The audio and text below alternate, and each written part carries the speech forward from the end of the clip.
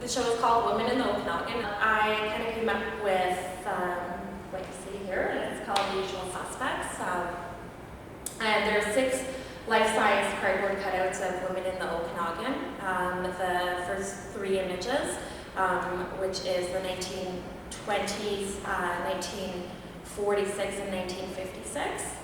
Those 3 images came from the Kelowna Museum archives. After I found the 1956, I started looking for 1970s women, and that became a bit of a challenge because the museum actually didn't have it. Which makes sense, I guess I'm not old enough, but at the same time I thought, my God, where can I get this? So I called upon a friend who is one of the marshals. We're very familiar here in the Okanagan. I asked if I could go through her albums, so I found my next 2 images. And my last image, the 2010, is a friend who is a championship bodybuilder, who is right beside me.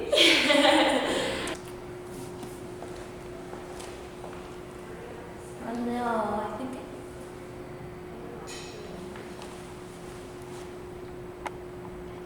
cricket. I kind of wanted to create a linear representation of kind of the stereotypical woman in the Okanagan for the time. By doing this linear kind of representation, I guess it's a bit more sarcastic. They are all white women. It is a linear representation, and I guess history just isn't linear. So I wanted that. I wanted to play on tourism. We do live in a very touristic area. Oh, I was hoping it'd be 666. And it's not. Sounds like a morning marathon.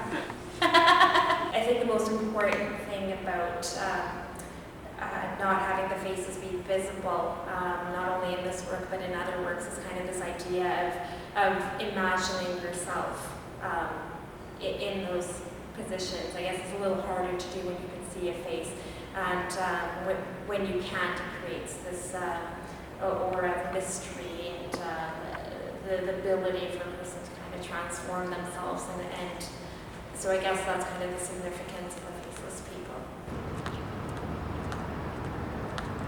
We could even procure any bits of the furniture that's in this room. We have a couple of chairs, kind of however you like to do it. A bit of couch.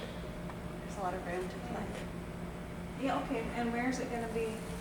Well, I believe we're going to have to do this section right here. So that really leaves a lot of room to set it up kind of in like a comfy retro room way. I was trying to look for some photos of my granny's living room, but I wouldn't have been able to find the carpet. She has this horrible red carpet, but for my whole entire childhood, that was the carpet that she had on her floor. So I was like, oh, it's total 70s, total like. Well, we don't have red, but we do have a very 70s carpet that we have shag. Shag for sure. But you're most welcome to select any of the furniture in this room that you would like to include.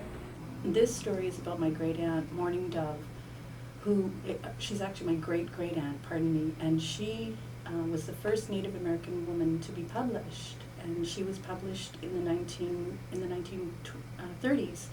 So at that time, she picked fruit during the day, and then by night in her tent, she typed out her transcripts for the stories that were published, the Coyote Tales and the 2 books that she published, and her biography. So I thought it was quite amazing when I was working on a documentary about 5 years ago, Magic on the Water, and I was exhausted rewriting my script and feeling like the world was against me because I was a woman and I had recently gotten divorced and had these children that I was taking care of and trying to do the jobs and trying to make everybody believe that I was okay.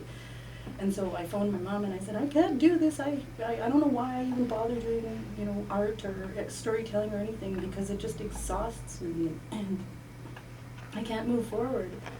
And then my mother told me this story about Mourning Dove, my great aunt, and she said, you will finish this documentary. the film is actually being projected on the wall. And when you walk into the room, in my space, there'll be a giant apple bin that I'm going to actually go pick up right after this interview. And that bin represents the fruit that she picked and the hard labor. And then on that bin is a typewriter. And then you see her books that have been published and kind of a reliving of her living conditions. The really neat thing about this exhibition is that you can interact with it, that you will be able to type on the typewriter and contribute to the story of women. And then we paste them on the wall, and then on October 22nd, when the show is done, we can take that and put it in electronic format on the web, and all these people that have contributed to the story will continue to contribute. All of the pictures are from the Penticton Herald. The women that appeared in the paper from the 1800s up until now. I chose those women because I'm a journalist, and I've been in the paper a few times, and I thought, wouldn't it be neat to see the women that were featured from a journalism perspective, non-native perspective, and so those are the images that we'll see along with contemporary. And I'd like to thank the Penticton Museum and Archives, Alternator Centre, and the Alternator for all the resources. They just sit back and watch now. We didn't, gender wasn't something that people pointed to in our system here, in the Okanagan system. Gender had nothing to do with your intelligence or your skills or your customs or your traditions. And so whether you're man or woman, you should know your skills, and you should know what your work is, and you should know what your gender makes you by nature responsible for. My film is about a revival of the language. My daughter, Sienna, is a full-time student at the Cultural Immersion School on our reserve. She's learning the language, and now I've taken the role as Wendy, and I'm recording. When I came to install, I was like, oh, I like that, I like that. I need a 70s TV. I'd like to screen it on a 70s TV, so they found me that TV. And it's reminiscent of the era of what my granny's house was like. Our story is one of revival. Our stories begin. Our language and our culture is alive and continues to be alive. And so, Luton, it is you who reminded us, you who remember, you who will restore us. Our culture, our pride, our stories will be carried on through you, Luton. Little girl, who we are as seer depends on you. Luton, it's time to wake. I have a story for you. It is the story of ant and grasshopper. Let's see if you remember. In my work, anytime there's a model or there's figures, they're always not necessarily the face, but the face you can't really see the face. And so I wanted to create a work that people could interact with, and to kind of turn the viewer into the object. That's me.